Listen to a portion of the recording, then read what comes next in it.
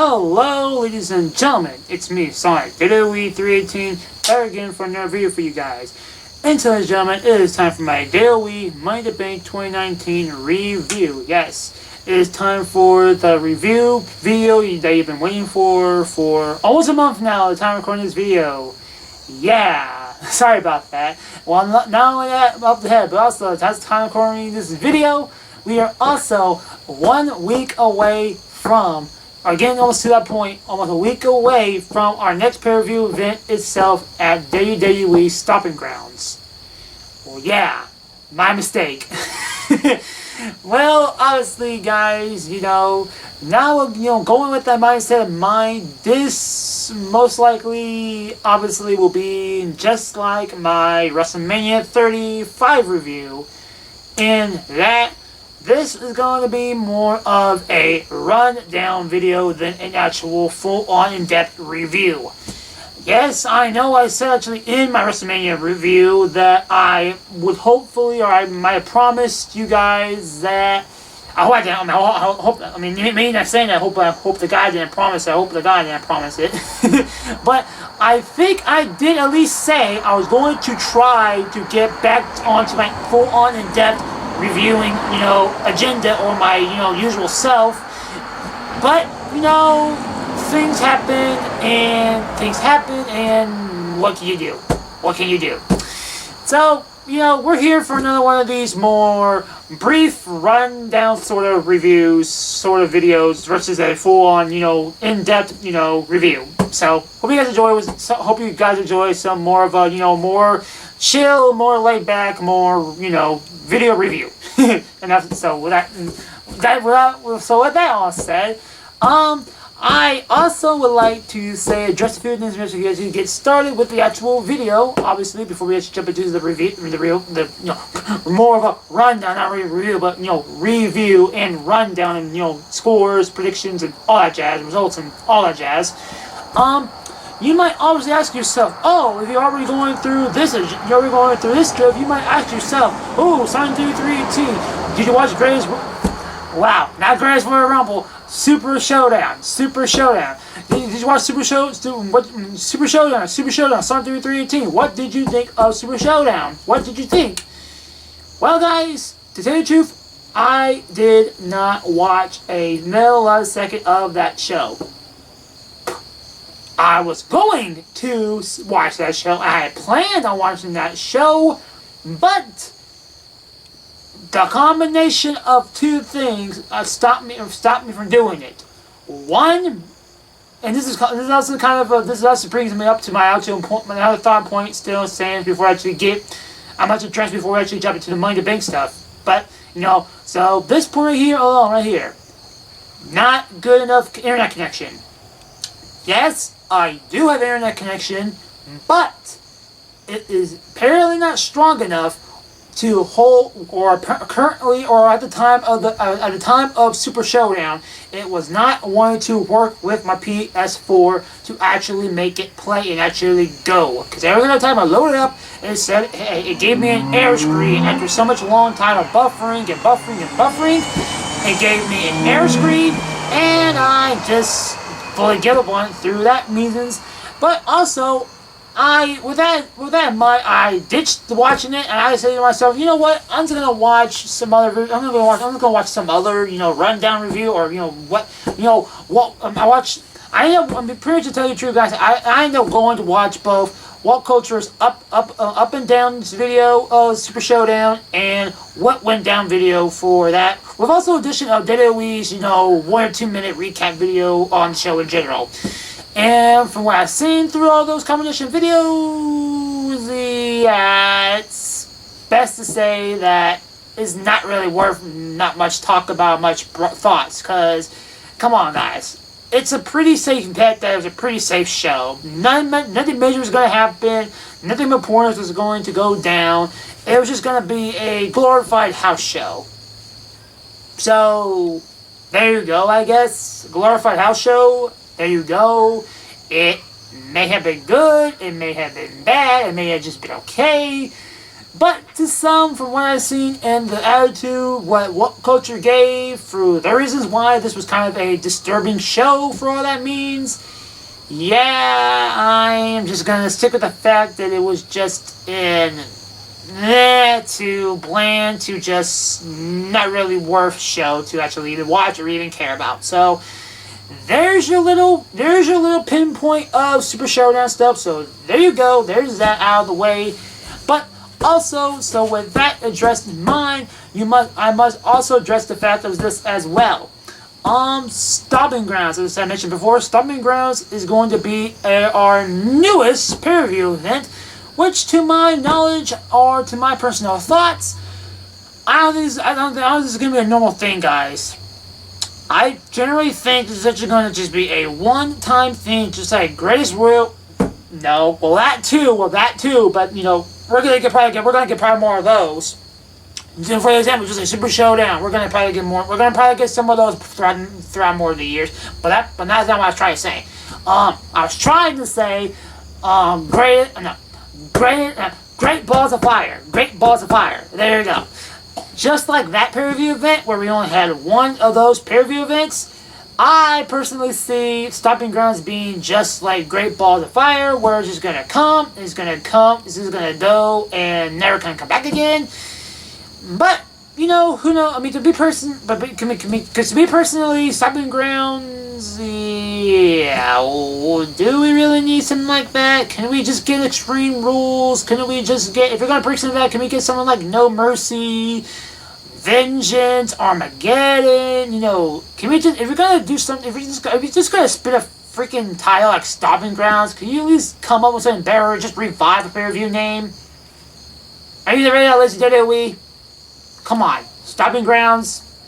Nah. But correct me if I'm wrong. Correct me if I am wrong. Wasn't Great Balls of Fire, if not the pay-per-view event, some of the moments of that show actually very, very good? Correct me if I'm wrong. Was that show, or some points in that show, really, really good? So, going with that logic in mind, could Stomping Grounds actually be that kind of caliber type of show? Me personally, I don't think so. It may, and it could, but personally, going to it, nah. Because really, it's just sucking everything that happened out of. I'm doing this like freaking Luigi's Mansion. Yeah, Luigi, go and get some ghost. No playing. It's pretty much just like sucking sucking the life out of what happened at Super Showdown and just spitting it out spitting it onto the table here at Stomping Grounds. Just taking everything that happened over there and taking it that happens and dropping it and pretty much copy and pasting it over here to Stomping Grounds. So it's pretty much just a rehash, redone shit that we've already seen, or people have already seen done already just previously at Super Showdown. But with some minor changes, like just for example, Cookie Kingston and Dolph Ziggler in a steel cage match. You know, little changes like that. So Super Showdown could be a good show. Could actually be as well. You know, there may be good points in the show, just like great. I'm supposed to say great Royal Rumble, but Great Balls of Fire. It could be one of those things again where it may be a really good show that may just be a one-time thing and it just never be seen or heard of it again. But that's just to be seen. But that alone, obviously enough, also brings another thing as well. Stomping Grounds is going to be taking place the weekend of my new student orientation at my university I'm about to attend. So bear in mind that my prediction video may or may not be seem very, very rushed. I'm going to try tonight to make it seem that way, but I am just putting my full-on thoughts and words out there. My full disclaimer, a warning ahead for next weekend. If I actually no. But if I actually decide to just sit down and actually do a prediction video for Stomping Grounds, bear in mind that some stuff may seem kind of hashed and kind of rushed. For that reason why. But I also put the current words if I do make that video, because recently, and I can't believe I'm saying this again, guys, I have hit into another electronic problem. This time with my very own laptop. But thankfully, this isn't anything super duper major. It is just a minor hiccup, a minor brokenness to it that is going to be shipped off to warranty places to hopefully get it refixed. In the meantime, hopefully it can come there and can come back with open arms again. But I don't want to get too much in depth with it. Let's just say involved with the screen on, fuck it. I'm gonna go on depth of it. Sorry. If you guys are here for money bank shit, I'm sorry. This is what happens with this. Is just more of a, like I said, this is more of a chill, laid back, more video. So, like I said, you're looking me in my eyes, just like, just having a tabletop conversation. I'm here, you're there, we're talking like we're having a casual conversation, okay? Okay. But still, so my laptop, like I said, it is broken, but is nothing too majorly broken. But because here's what happened. This very last Wednesday, the time of recording this video, this very last Wednesday was the finals in the Stanley Cup Championships. Bruins, St. Louis Blues, obviously, final game, Game 7, winner take all, do or die. And I was watching that video, I was watching the game on my computer on NHL Stream, so there you go, there's your little shout out to my website I actually watch that on. Thank you, NHL Streams, for all your support and all your work. I should do that shit, so there you go, there's your shout out. So I was watching it on there, and I just wanted to simply tilt my screen up so I can actually get a better view of the screen, because I was moving around and I sat down and I turned over and I just wanted to see it tilt up more. But when I did that ever so gently as I normally do, it's not like I did like this or anything like that. I just simply grabbed the top of it and just did this. Just a slight little normal movement upward, just to tilt the screen upward. When I did that, I heard a simple popping noise. I look at it, the very left side of the screen, the left side of the, monitor type, framing type of, I call it more of, I don't know what I call it. I call it more of a, not really of a case, but more of a, I don't know, I forgot what I call it. The more surrounding thing, here's your screen and the stuff that goes around it, here's your little logo, whether it be Acer, Dell, HP, my version is HP, so, all that stuff is around the screen right there.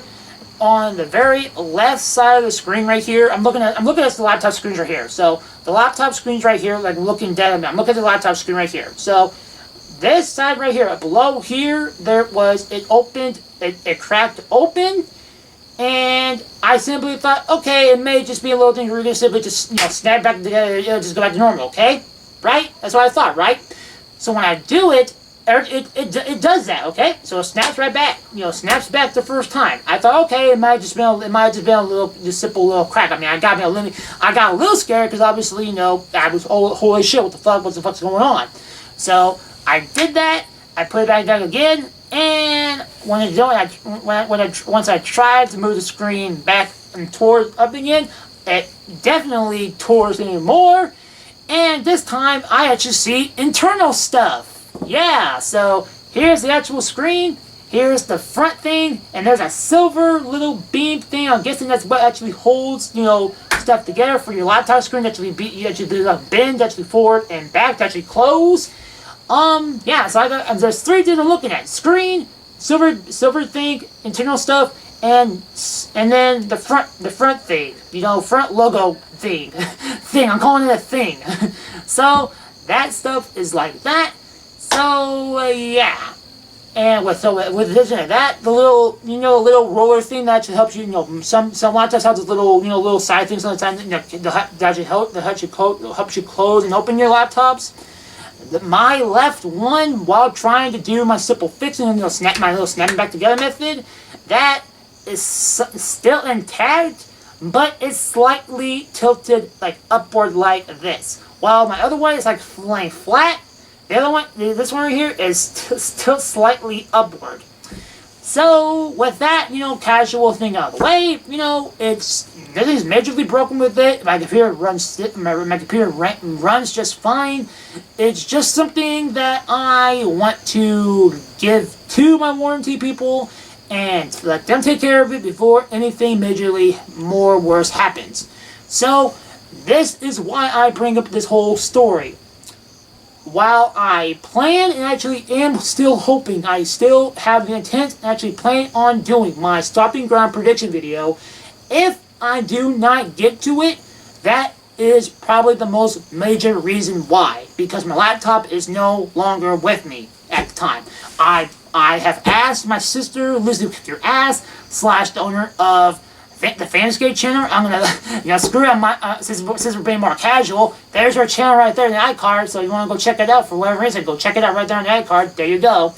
So yeah, there you go, sister. Whoa, go subscribe to her channel. Not blank. But all jokes aside, but yeah, I've asked my sister if I can borrow one of her spare laptops. Since she's really got two. That's 4. She's got 2 laptops. She's got one, her normal laptop, and she's got another laptop that she was gifted by one of her friends. That I was going to ask her if I could use that one, and she said sure. So my intent is actually to go forward with my idea of actually doing it and actually use that laptop if my laptop does not come back in time for it, which most likely is not going to be the case. So my idea is to press forward with it and use that, hopefully to my advantage, and hopefully shit does not go wrong as I am hoping it's not going to go wrong. So, but if it does, then you know the reason why. It's because A, I am busy doing stuff for my orientation, probably getting ready for it, going out of town to do that shit, to get ready for my university life. And 2, which is the most majority reason, is because I do not actually have my legit laptop with me anymore, or at the time. So, there you go. So, Stopping Grounds 2019 prediction video may or may not be a thing. But if it is, it is. If it's not, then you guys know why.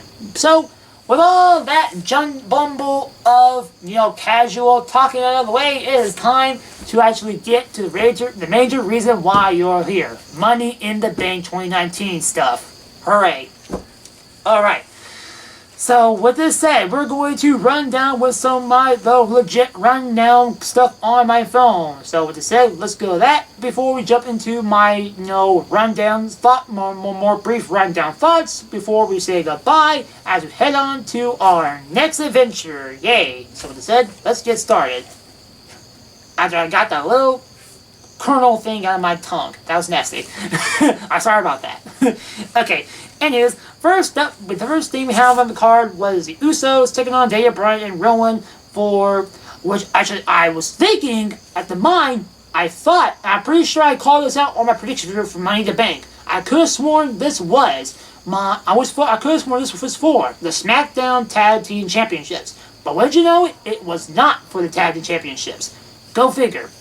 But my prediction was for Bryan and Rowan to win, but I wouldn't have mind seeing the Usos get the win. Of course, the Usos got the win, so there you go. So I lost this match.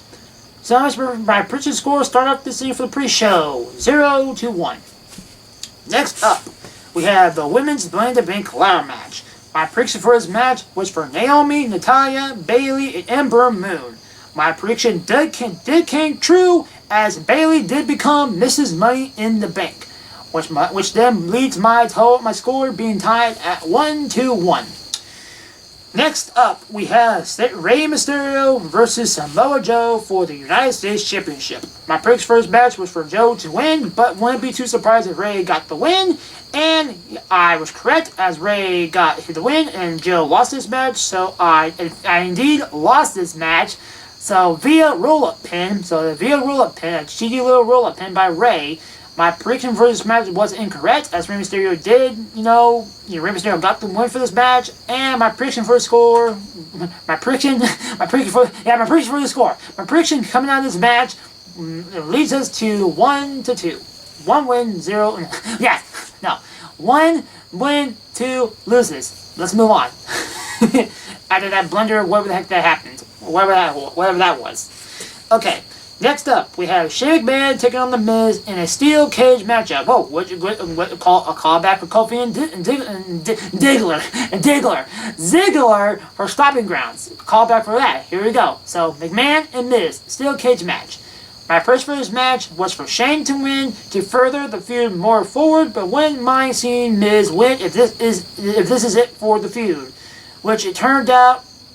Hang out of this and going towards. For future, it seems like this is the case, and it's not continuing the feud. As obviously you can see why, hanging to my stopping grounds prediction / review videos. You'll see why. Obviously enough. If it's not obvious enough.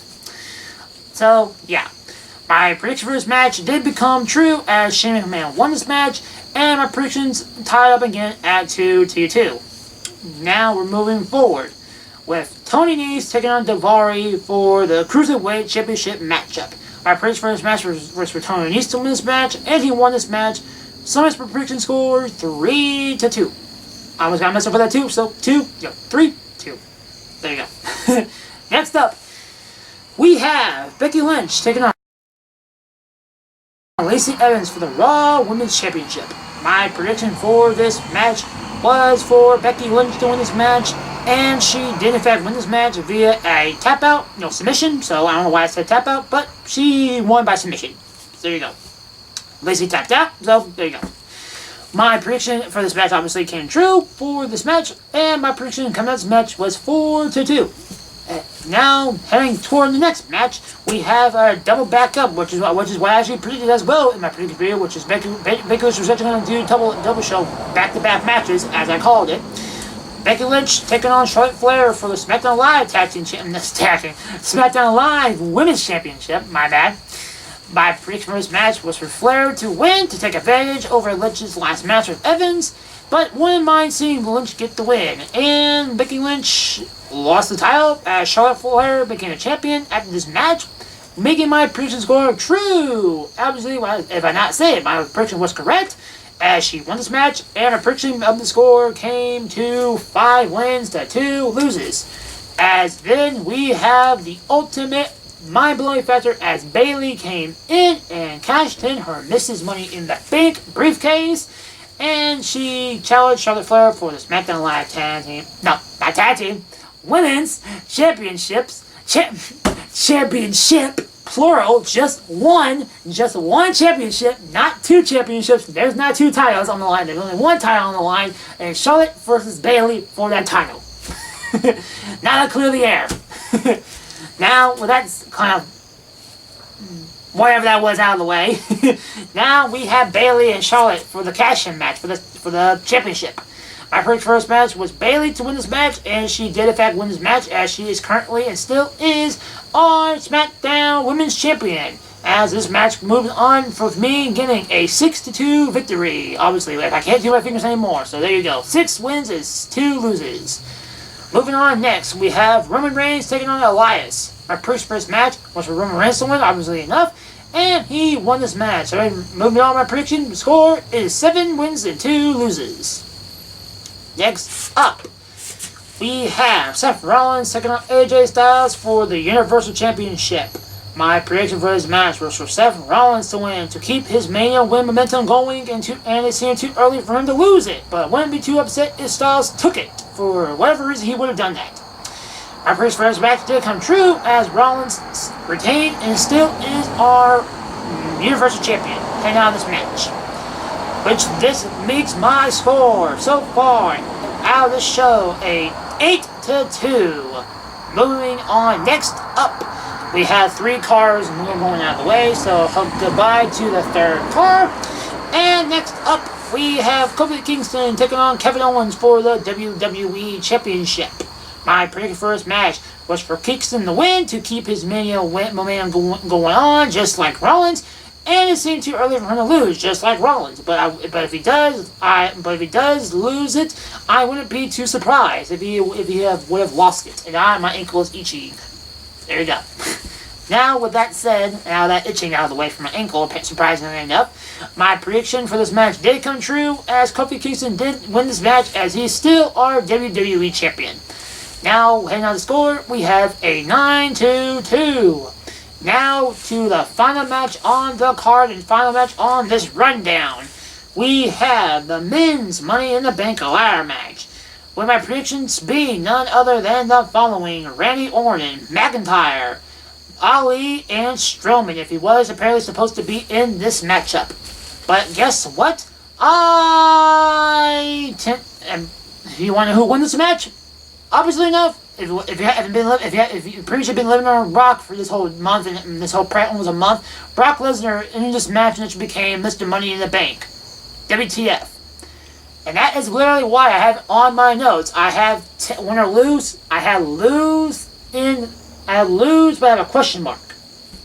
But I decided to not count this match as a win or lose to play it fair, as Lesnar was a what the fuck type factor moment. So yeah, this counts as a no win or no lose. So this openly ends the show with me getting 9 wins and 2 loses. Now, with this said and done out of the way, we can jump into my brief thoughts before we say goodbye for this video.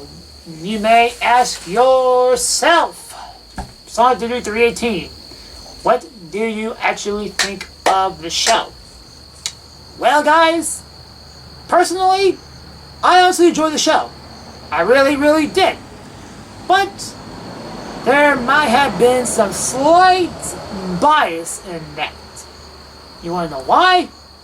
It's because it was obviously at the time of the Money in the Bank pay-per-view event, it was graduation weekend, and I had my best friend / brother at heart, Lenny, with me over the weekend at that time, and he decided to actually sit down and actually watch it with me. So yeah, and obviously enough, he surprisingly enjoyed the show. He really, really did. He said it was pretty. He seemed it was pretty enjoyable, and he had a good time watching it. Actually, he told me straight up, actually while we're actually watching the show, Styles and Rollins was the match of the night, and he surprisingly, to my knowledge, surprisingly enough, actually enjoyed Lacey Evans and Becky Lynch's match over Charlotte and Becky's match. Each their own, I guess, but still, each their own. Like I said, for that opinion out of the way, but I do obviously agree as well. Rollins and Styles stole the show. They stole the show. But here's the thing, guys, with Lenny. He ain't no wrestling fan. He is a former wrestler, not like wrestler. I meant that wrestling. Yeah, school wrestling, grapple wrestling, to the mat wrestling, circle ring type mat wrestling. That wrestling. He's that wrestling guy, not our wrestling guy. So, yeah. And getting a guy like... Yes, I went from my left ankle to my right ankle itching. Awesome. Hooray for summertime. Woo, for potential mosquito bites? I don't think so, because I'm wearing socks, and I'm in an in-screen deck porch. So, chances like that is unlikely, so I'm probably just itching for no apparent reason, so, blah. But the point still stands. Getting a guy like that to watch a show like this and actually saying he actually did have a good time watching it, that alone proves enough that things like this could happen, where you can get a guy who doesn't like watching wrestling and make him watch a show like this, have a good time with it. That proves enough why this show personally was an overall joint to me. I had a good time watching it with him and my mom and my sister, for the points she actually wanted to sit down and watch it with us.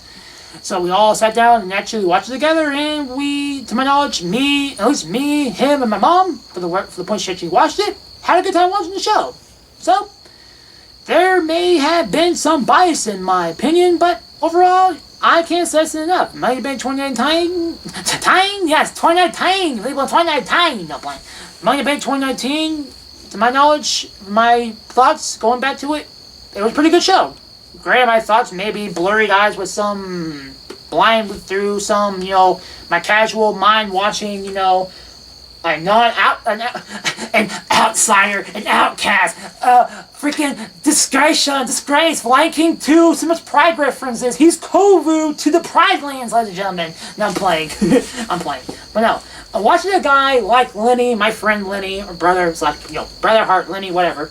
Watching a guy like Lenny, who doesn't give a shit about wrestling, doesn't give a fuck about WWE, a lot of shit, watches and enjoy having fun with it, that actually gave me a warm, grit, heart type feeling inside. My heart grew 3 sizes that day. No play. But still, yeah. So my eyes might have been blinded because of my joy actually watching him enjoy the show. So yeah, some of my people say, oh, it may be wrong because of this reason. Oh, because of this, that. Me personally, I personally enjoy it because I had an overall good time with both Lenny, my mom, and my sister, and overall had a good time enjoying it as a whole because of that reason. Granted, like I said before, for the third or fourth time, I might have been blindsided because of that reason through all absolute shit and absolute garbage. But the experience itself took over me, and obviously I took, like I said, the experience took over me that night, and that's why I'm expressing it to you guys, and that is why I'm overall saying that Money in the Bank 2019 was an overall good show to me as myself coming through here myself. So, yeah, 2019's Money in the Bank, pretty thumbs up show in my eyes, and yeah, I can't stress enough.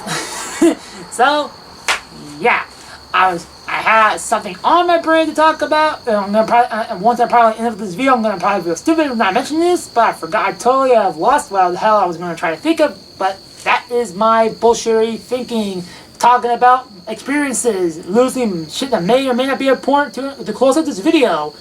Bye. But yeah. So with hopefully not having that kind of that idea not being too important close out this video, I'm going to close out this video with this enough said.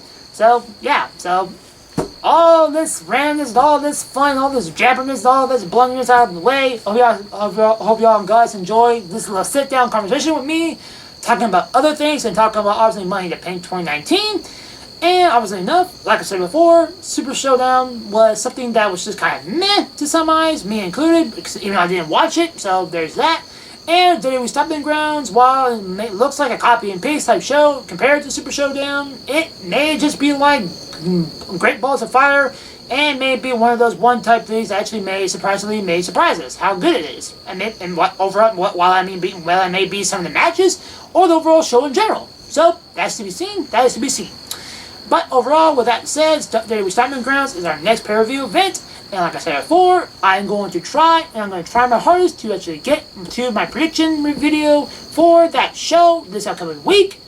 But if I do not get to it, you have to understand why I can't get to it, because both my orientation stuff going on and because my laptop not being with me at the current time, most likely. So with all that said, and my prediction video is not going to be here, I promise to you guys that there will be a review as soon as I can get to it. Hopefully it's not going to be like this, and I hope it's not going to be another one of these rundown videos, because if it is, I am going to slap myself silly on camera. So there you go.